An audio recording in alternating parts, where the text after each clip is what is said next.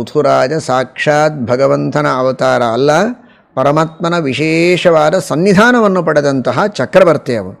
ಅದರಂತೆ ಅರ್ಚಿರ್ದೇವಿಯಲ್ಲಿಯೂ ಲಕ್ಷ್ಮೀದೇವಿಯ ಸನ್ನಿಧಾನ ಇದೆ. ಲಕ್ಷ್ಮೀನಾರಾಯಣರ ಸನ್ನಿಧಾನವನ್ನು ಪಡೆದ ಪೃಥುಚಕ್ರವರ್ತಿ ಹಾಗೂ ಅರ್ಚಿರ್ದೇವಿ ಅಲ್ಲಿ ಅವತಾರ ಮಾಡಿದ್ದಾರೆ. ಶ್ರೀಮದಾಚಾರ್ಯರು ನಿರ್ಣಯವನ್ನು ಕೊಡ್ತಾರೆ. 3 ಅಂಶಗಳು ಇವನಲ್ಲಿ: ಸಾತ್ವಿಕ, ರಾಜಸ, ತಾಮಸ. ಆ ವೇನನೊಳಗಿನ ಸಾತ್ವಿಕ ಅಂಶವೇ ಪೃಥುವಾಗಿ ಹೊರಗೆ ಬಂದ, ತಾಮಸಾಂಶವೇ ನಿಷಾದನಾಗಿ ಹೊರಗೆ ಬಂದ. ರಾಜಸವಾದ ಒಂದು ಅಂಶ ಇತ್ತು, ಅದು ಪೃಥುರಾಜ ಮಾಡಿದ ಪುಣ್ಯದಿಂದ ಸ್ವರ್ಗಕ್ಕೆ ಹೋಯಿತು. ರಾಜಸವಾದ ಅಂಶ ಅದು ಸ್ವರ್ಗಕ್ಕೆ ಹೋಗಿದೆ. ತಾಮಸವಾದ ಅಂಶ ನಿಷಾದನಾಗಿ ಅರಣ್ಯಕ್ಕೆ ತೆರಳಿದೆ. ಸಾತ್ವಿಕವಾದ ಅಂಶವೇ ಪೃಥು ಆಯಿತು. ಸ್ವಯಂ ವೇನ ಅವನು ಮಹಾತಾಮಸ, ದೇವರ ಧರ್ಮದ ದ್ರೋಹಿಯಾದವನು ಅಂಧಂತಮಸ್ಸಿಗೆ ಹೋಗಿದ್ದಾನೆ ಎಂಬುದಾಗಿ ಶ್ರೀಮದಾಚಾರ್ಯರು ನಿರ್ಣಯವನ್ನು ನೀಡುತ್ತಾರೆ. ಆ ರೀತಿಯಾಗಿ ಆ ಪೃಥುರಾಜನ ಮಹಿಮೆಯನ್ನು ಹೇಳ್ತಾರೆ. ಮುಂದೆ ಅಲ್ಲಿ ಯಜ್ಞದೊಳಗೇನೆ ಸೂತರು, ಮಾಗಧರು, ರಾಜರ ಸ್ತೋತ್ರವನ್ನು ಮಾಡುವ ಸೂತರು, ರಾಜರ ವಂಶವನ್ನೆಲ್ಲ ಹೇಳುವ, ವಂಶಾವಳಿಯನ್ನೆಲ್ಲ ಹೇಳುವಂಥವರು ಮಾಗಧರು. ಬಹಳ ವಿಚಿತ್ರವಾದದ್ದು. ಇವತ್ತಿನ ಜನರಿಗೆ ತಮ್ಮ ವಂಶ ಏನು ಅಂತ ಗೊತ್ತಿರೋದಿಲ್ಲ. ಆ ವಂಶವನ್ನು ಚೆನ್ನಾಗಿ ತಿಳಿಸಬೇಕು ಅನ್ನುವುದಕ್ಕಾಗಿಯೇ ಅವರಿರ್ತಾರಂತೆ ಮಾಗಧರು. ಅವರ ಕಾರ್ಯವೇ ಅದು. ನಿಮ್ಮ ವಂಶ ಇಂಥದ್ದು, ನಿಮ್ಮ ವಂಶದ ಹಿರಿಯರೆಲ್ಲ ಇಂತಹ ದೊಡ್ಡ ದೊಡ್ಡ ಕಾರ್ಯಗಳನ್ನು ಮಾಡಿದ್ದಾರೆ, ಸಾಧನೆಗಳನ್ನು ಮಾಡಿದ್ದಾರೆ, ತ್ಯಾಗವನ್ನು ಮಾಡಿದ್ದಾರೆ. ನೀವು ಆ ರೀತಿಯಲ್ಲಿ ತ್ಯಾಗ ಮಾಡಬೇಕು, ಪ್ರಜೆಗಳ ರಕ್ಷಣೆ ಮಾಡಬೇಕು, ದೇವರ ಸೇವೆ ಮಾಡಬೇಕು ಅಂತ ರಾಜರಿಗೆ ಸ್ತೋತ್ರ ಮಾಡುವುದರ ಜೊತೆಗೆ ಈ ಎಚ್ಚರವನ್ನು ಕೊಡುವುದಕ್ಕಾಗಿ ಇಂಥ ಒಂದು ಗುಂಪು, ಅವರೇ ಮಾಗಧರು. ರಾಜರು ಮಾಡಿದ್ದಕ್ಕೆ ಪ್ರೋತ್ಸಾಹನೆಯನ್ನು ನೀಡುವಂತಹ ಸ್ತೋತ್ರ ಮಾಡುವ ಸೂತರು ಇವರೆಲ್ಲ ಅಲ್ಲಿ ಉತ್ಪನ್ನರಾಗಿ ಬಂದಿದ್ದಾರಂತೆ ಸ್ತೋತ್ರ ಮಾಡುವುದಕ್ಕೆ ಅಂತ. ಪೃಥುರಾಜ ಬೇಡ ಅಂತಾನೆ. ನನ್ನ ಸ್ತೋತ್ರ ಯಾಕೆ ಮಾಡ್ತೀರಿ? ನಾನು ಈಗ ಹುಟ್ಟಿದ್ದು, ನನ್ನಲ್ಲಿ ಏನು ಕಂಡಿದ್ದೀರಿ ಅಂತ ಸ್ತೋತ್ರ ಮಾಡ್ತೀರಿ? ಹೇ ಸೂತ ಹೇ ಮಾಗಧ ಸೌಮ್ಯ ಬಂದಿನ್ ಲೋಕೇಧುನಾ ಸ್ಪಷ್ಟ ಗುಣಸ್ಯ ಮೇ ಸ್ಯಾತ್ ಕಿಮಾಶ್ರವೋ ವಸ್ತವಗೇಶ ಯೋಜ್ಯತಾಂ ಮಾಮಯ್ಯಭೂವನ್ವಿ ತಥಾಗಿರೋವಹ. ದೇವರ ಸ್ತೋತ್ರವನ್ನು ಮಾಡಿ, ನನ್ನ ಸ್ತೋತ್ರವನ್ನು ಮಾಡಿ ಏನು ಮಾಡ್ತೀರಿ ಅಂತ ಪೃಥುಚಕ್ರವರ್ತಿ ಹೇಳಿದ ಅಂತ ಹೇಳ್ತಾರೆ. ಅದರ ಸೂಚನೆ ಮಹಾಭಾರತದ ಹರಿವಂಶದಲ್ಲಿಯೂ ಬರ್ತದೆ, ಶ್ರೀಮದ್ ಭಾಗವತದಲ್ಲಿ ವಿಸ್ತಾರವಾಗಿ ಬರ್ತದೆ. ಆ ನಂತರ ಪೃಥ್ವಿ ಏನು ಮಾಡಿದರೂ ಧಾನ್ಯವನ್ನು ಕೊಡ್ತಾ ಇಲ್ಲ. ಎಷ್ಟು ಬೀಜಗಳನ್ನು ಬಿತ್ತಿದರೂ ಎಲ್ಲವನ್ನೂ ಒಳಗೆ ನುಂಗುತ್ತಾ ಇದ್ದಾಳೆ. ಎಲ್ಲ ಕಡೆಗೂ ದುರ್ಭಿಕ್ಷೆಯಾಯಿತು. ಪೃಥುಚಕ್ರವರ್ತಿ ಧನುರ್ಬಾಣಗಳನ್ನು ತೆಗೆದುಕೊಂಡು ಹೊರಟ. ಗೋರೂಪದಲ್ಲಿ, ಆಕಳಿನ ರೂಪದಲ್ಲಿರುವ ಆ ಪೃಥ್ವಿ ದೇವಿಯನ್ನೇ ನಾನು ಶಾಸನ ಮಾಡ್ತೇನೆ ಅಂತ ಆ ಪೃಥುಚಕ್ರವರ್ತಿಯಲ್ಲಿ ಅಂತರ್ಯಾಮಿಯಾದ ಭಗವಂತನ ಸಾಮರ್ಥ್ಯ ಅದು.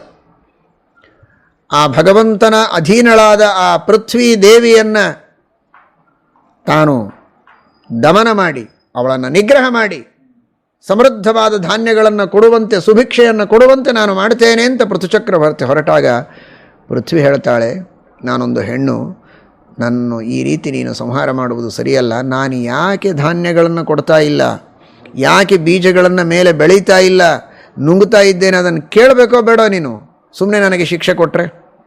ಕಾರಣ ಇದೆ. ನಿಮ್ಮಪ್ಪ ವೇನ ಒಂದು ಯಜ್ಞ ಇಲ್ಲ, ಯಾಗ ಇಲ್ಲ, ಧರ್ಮ ಇಲ್ಲ, ಕರ್ಮ ಇಲ್ಲ, ಶ್ರಾದ್ದ ಇಲ್ಲ, ಯಾವ ಪುಣ್ಯಕರ್ಮಗಳನ್ನು ಮಾಡುವುದಕ್ಕೆ ಅವಕಾಶ ಕೊಡದಂತೆ ಎಲ್ಲ ಕಡೆಗೂ ಅಧರ್ಮ, ಅನ್ಯಾಯಗಳು ಇವುಗಳನ್ನು ಮಾಡ್ತಾ ಇದ್ದ. ಧರ್ಮಕ್ಕೆ ಅವಕಾಶವನ್ನೇ ನೀಡಲಿಲ್ಲ. ಹೀಗಾಗಿ ಯಾಕೆ ನಾನು ಧಾನ್ಯಗಳನ್ನು ಕೊಡಬೇಕು? ನಾನ್ಯಾಕೆ ಬೆಳೆಗಳನ್ನು ಬೆಳೆಯಬೇಕು? ನಾನು ಹುಟ್ಟಿದ್ದು ಪರಮಾತ್ಮನ ಮುಖದಿಂದ, ಭಗವಂತನ ಮುಖದಿಂದ ಹುಟ್ಟಿದ ನಾನು ದೇವರ ಮುಖಕ್ಕೆ ನೈವೇದ್ಯವನ್ನು ಅರ್ಪಣೆ ಮಾಡುವುದಕ್ಕೆ, ಆಹುತಿಗಳನ್ನು ಸಮರ್ಪಣೆ ಮಾಡುವುದಕ್ಕೆ ಧಾನ್ಯಗಳನ್ನು ಸೃಷ್ಟಿ ಮಾಡ್ತೇನೆ.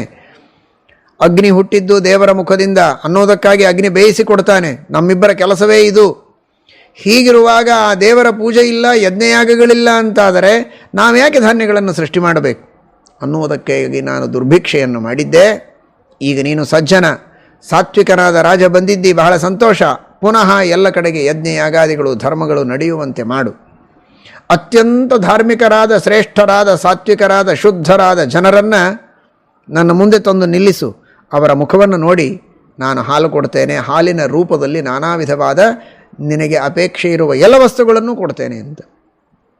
ಹೀಗೆ ಆ ಪೃಥುರಾಜನಿಗೆ ಹೇಳಿದಾಗ ಸ್ವಯಂಭುವ ಮನುವೆ ಮೊದಲಾದವರನ್ನೇ ಕರುವನ್ನಾಗಿ ಮಾಡಿ ಮುಂದೆ ನಿಲ್ಲಿಸಿದಾಗ ಬೇಡಿದ್ದನ್ನೆಲ್ಲ ಬಯಸಿದ್ದನ್ನೆಲ್ಲ ಅವರವರಿಗೆ ಬೇಕಾದದ್ದನ್ನೆಲ್ಲ ಹಾಲಿನ ರೂಪದಲ್ಲಿ ಪೃಥ್ವಿ ದೇವಿ ತಾನು ಕೊಟ್ಟು ಆ ವಸ್ತುವಿನ ರೂಪದಲ್ಲಿ ಆ ಹಾಲು ಅವರಿಗೆ ವಿಕಾರವಾಗಿ ಸಿಗುವಂತೆ ಮಾಡಿದ್ದಾನೆ ಭಗವಂತ ತನ್ನ ಅಚಿಂತ್ಯವಾದ ಅದ್ಭುತವಾದ ಶಕ್ತಿ ಸಾಮರ್ಥ್ಯಗಳಿಂದ ಅಂತ ಶ್ರೀಮದ್ಭಾಗವತದಲ್ಲಿಯೂ ವರ್ಣನೆ ಬರ್ತದೆ.